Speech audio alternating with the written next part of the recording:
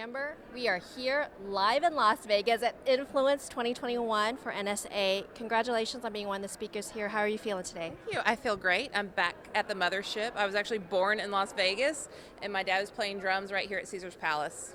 Your dad was a drummer? Yes. We are being on stage is very familiar for my family. So yeah. So tell me, how did you get into speaking then? Obviously, because you are probably, at ease on stage at this point. Is that correct? Yes, I'm at ease on stage until you get on stage in front of all of your peers, and then suddenly you become nervous on stage. But other than that, yes.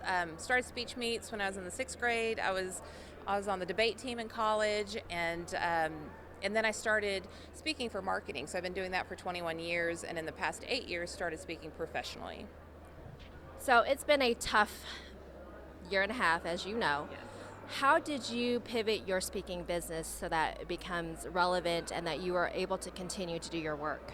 Yeah, so I just felt like the world just shoved everything off of my office desk, and then I was allowed to just look on the floor and be like, okay, what am I going to put back on the desk? And so it gave me a little more flexibility and freedom, but we started building out the things that we didn't have time to do before because I was on the road all the time. So really just doubling down on our academy, our membership offerings, and everything virtual, of course, like we all did, right? And I did the virtual speaking, but I didn't really get on that train of like, oh, I'm a certified virtual speaker. I was one, but I kind of let everybody else figure that side out while I was building out my back end, and then I started putting speaking back into that process. So we actually ended up better and more strategic on the back end of the whole shutdown than we were when we started.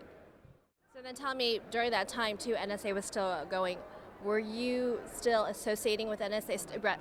Let me tell you what, NSA has been a godsend. So stayed very involved. We had different virtual offerings, but truly Cigar Peg, which is kind of its own 501c3, but you have to be an NSA member to be a part of it. You can smoke cigars or not, but we've met every Wednesday. And so my fellow members helped with everything I needed help with, whether it was filling up my expert interviews for my membership, and we're talking about Speaker Hall of Famers, best-selling authors. I mean, this is what I'm offering to my members at no cost to me. That is just the spirit of Cabot, which we all celebrate, and just even having an understanding, not through the media, but through other human beings, what's going on in the world, what's going on with vaccinations, are you shut down, are you opening back up? Like from a pure economic standpoint, it was gold every week as well, and then the moral support. Just being there for each other was pretty remarkable, and I will never be able to pay back my Cigar Peg friends.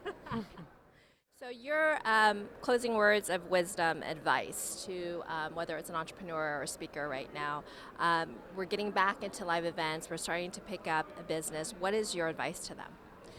Well, I think you need to get really clear on what your brand promises. I said this from the main stage today. Get really clear on what it is that you deliver and how you deliver it uniquely, and then make sure that you're delivering that promise in a way that's compelling and needed by your ideal customers. And then once you figure those two pieces out, you need to find out what drives your business. So for me, it's speaking. I need audiences. When I have audiences, I can then fill all of my other products and services, but it starts and ends with podcasting, live audiences, virtual audiences. So just get clear, and then your strategy can follow, and then you can follow that path to success.